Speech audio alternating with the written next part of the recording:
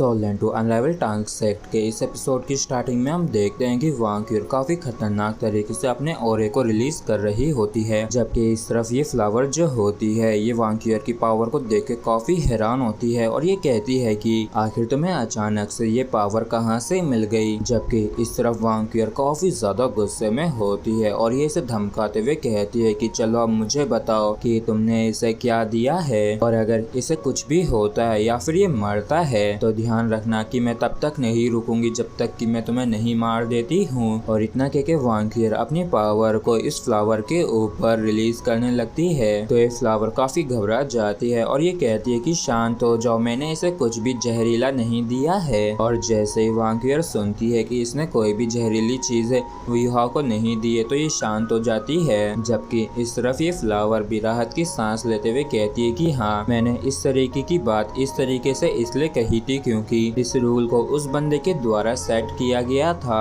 और तो यहाँ पे ज्यादा हर्ब्स भी नहीं बची हैं और इस तरीके से वो इस चीज को सुनिश्चित करना चाहता था कि जो लोग यहाँ पे आ रहे हैं वो सिर्फ दूसरों को बचाने के इरादे से ही आए। और तो इस तरीके से ये भी देखा जाता है कि लोगों के अंदर इस टेस्ट को देने का साहस है या नहीं। और ये काफी खुश होते हुए कहती है कि और इसने उसे खा लिया है और इसने ऐसा करके ये प्रूव कर दिया है कि ये सब कुछ सेक्रीफाइस कर सकता है उस पर्सन के लिए जिसे ये बचाना चाहता है, और इसके साथ ही इसने मेरे अप्रूवल को हासिल कर लिया है। तो वांग्क्यूर हैरान होते हुए कहती है कि आखिर इसका क्या मतलब है। और फिर ये फ्लावर कहती है कि उस पर्सन ने कहा था कि ये पर्सनैलिटी टेस्ट है कि अगर कोई पर्सन बिना किसी हिचकिचाहट के इस फ्रूट को खाने की हिम्मत करता है तो इससे ये प्रूव हो जाता है कि वो पर्सन एक अच्छा पर्सन है और जो फ्रूट मैंने इसे दिया है वो एक तरीके की इमॉर्टल हर्ब ही है जो कि इसके लिए काफी ज्यादा सुटेबल है और इसे तो उस चीज के लिए मुझे धन्यवाद भी करना चाहिए। और हाँ, तुम दोबारा कभी अपनी उस पावर को इस्तेमाल मत करना। और यहाँ तक कि वैसे शायद मैं उस पावर के खिलाफ तुम्हें मैं ना रोक पाऊँ, लेकिन तुम भी ये जान लो कि तुम डेफिनेटली मारी जाओगी अगर तुमने उसे इस्तेमाल किया तो वांग्क्यूर यहाँ की तरफ देखते हुए कहती है कि मुझे इस चीज की जरा से भी परवाह नहीं है और जब तक कि तुम उसे हर्ट नहीं करती हो मैं तुम्हें हर्ट नहीं करूंगी। जबकि इस तरफ साइड में यह चुपचाप बैठ के उस हर्ब को एब्जॉर्ब कर रहा होता है और ये परेशान होते हुए मन में कहता है कि इस पोशन का जो असर है वो काफी तेजी से फैलना शुरू कर दिया है और मैंने अपनी सोल पावर से एक डिफेंस लाइन बना दी है जिससे कि मैं इसे और भी ज्यादा फैलने से रोक सकूंगा।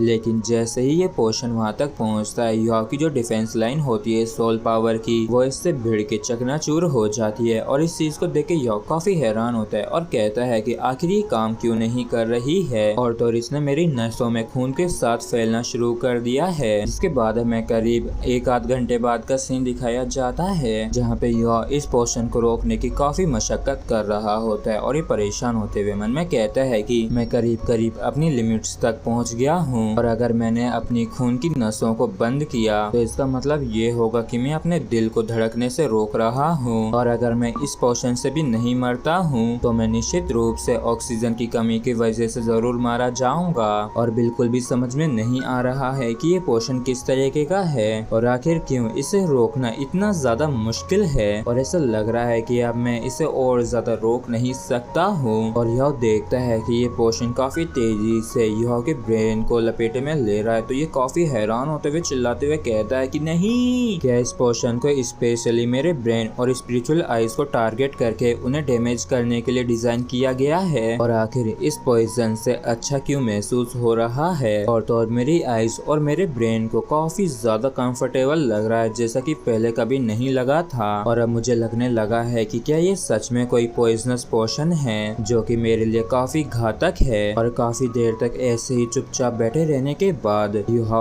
आखिरकार अपनी आंखों को खोलता है जहाँ पे हमें दो न्यूक्लियस दिखते हैं, मतलब कि इसकी ये जो आंखें ये अपग्रेड हो चुकी हैं जिनकी मदद से युहा आसपास की चीजों के अंदर सोल पावर को फ्लो होते हुए देख पा रहा होता है और ये अपनी इन आइज से उस फ्लावर को भी देखता है और मन में कहता है कि ये तो सच में काफी अमेजिंग है। और क्या मेरी ये जो स्पिरिचुअल आइज हैं ये डेमोनिक पर्पल आई के अंदर इवॉल्व हो गई हैं और पहले जो युहा की आंखें थी वो सर्वे वर्जन में थी और बाद में इसकी आंखें जो अभी तक थी वो डिटेल्ड वर्जन में थी, लेकिन अब इसकी आइज डेमोनिक वर्जन तक पहुंच गई हैं जबकि स्पिरिचुअल सी के अंदर स्काई ड्रीम कहता है कि ऐसा दिखता है कि उस छोटे से प्लांट ने जो तुम्हें पोषण दिया था वो बिल्कुल भी हार्मफुल नहीं था और तुम्हारी स्पिरिचुअल पावर उस लेवल तक पहुंच गई है जहां पे इसकी फॉर्म तो है लेकिन सब्सटेंस नहीं। और जब यह सुनता है कि फॉर्म तो है लेकिन सब्सटेंस नहीं तो ये थोड़ा हैरान होता है और मन में कहता है कि आखिर डे ड्रीम ब्रदर इससे क्या मतलब है। तो स्काई ड्रीम कहता है कि जिस लेवल तक तुम पहुंच गए हो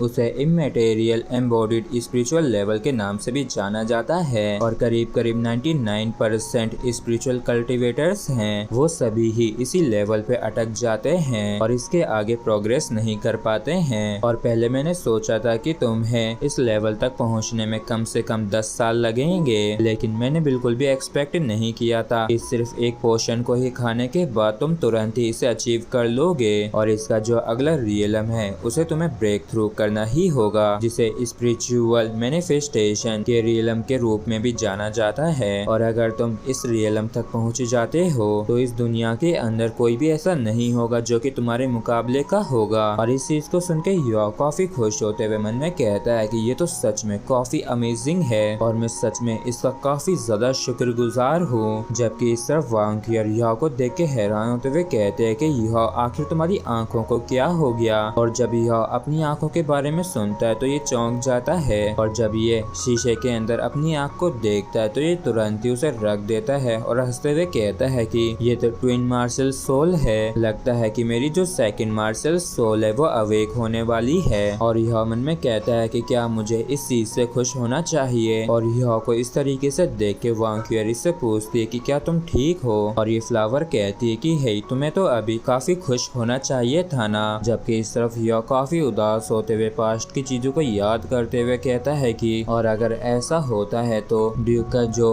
white tiger blood line mark है वो अपीयर हो जाएगा और इसकी वजह से मेरी मॉम को कितना ज्यादा अन्याय सहना पड़ा था। भगवान आप ऐसा मेरे साथ ही क्यों कर रहे हैं। और कुछ देर तक यहाँ पे शांति छा जाती है और फिर ये फ्लावर हिलते डुलते हुए कहती है कि क्या तुम्हें किसी चीज की जरूरत है क्या। तो यह इससे पूछता है कि अगर मैं इस पोशन को खाने का डिसाइड नहीं करता तो हम दोनों के साथ यहाँ पे क्या होता। तो ये फ्लावर कहती है कि आखिर तुम ये क्या पूछ रहे हो, क्या तुम्हारे पास दिमाग है या नहीं। और तुम्हारे इस तरह के ये सवाल हमारे रिलेशनशिप को हर्ट करेंगे। अगर तुम इसे खाने से रिजेक्ट कर देते तो इससे ये प्रूव हो जाता कि तुम काफी ज्यादा ईगोस्टिक पर्सन हो। और तो ये भी संभावना थी कि अगर तुम यहाँ से बाहर जाते हो तो तुम यहाँ के बारे में इंफॉर्मेशन लीक कर दोगे और अगर ये जगह एक्सपोज होती है तो ये बिल्कुल भी अच्छा नहीं होगा। इसलिए उस पर्सन के अनुसार हम कुछ भी कर सकते हैं जिससे कि हम तुम दोनों को जिंदा यहाँ से बाहर जाने से रोक सकें। और अगर तुम्हें जिंदा बचना है तो तुम्हें अपनी स्ट्रेंथ के ऊपर ही निर्भर होना होगा यहाँ से बाहर निकलने के लिए। और इस चीज को सुन के वांकियर और ये दोनों ही काफी हैरान होते हैं और यह मन में कहता है कि भैंस की टांग ये क्या कह रही है, क्या इसका मतलब ये है कि अगर मैं इसे खाने से मना करता तो ये हम दोनों को ही मार देती। और इसी के साथ फ्रेंड्स एपिसोड भी हमारा यहीं पे खत्म होता है। अगर आप लोगों को वीडियो अच्छा लगा हो तो प्लीज चैनल को सब्सक्राइब और वीडियो को लाइक करना बिल्कुल भी ना भूलें। Thank you.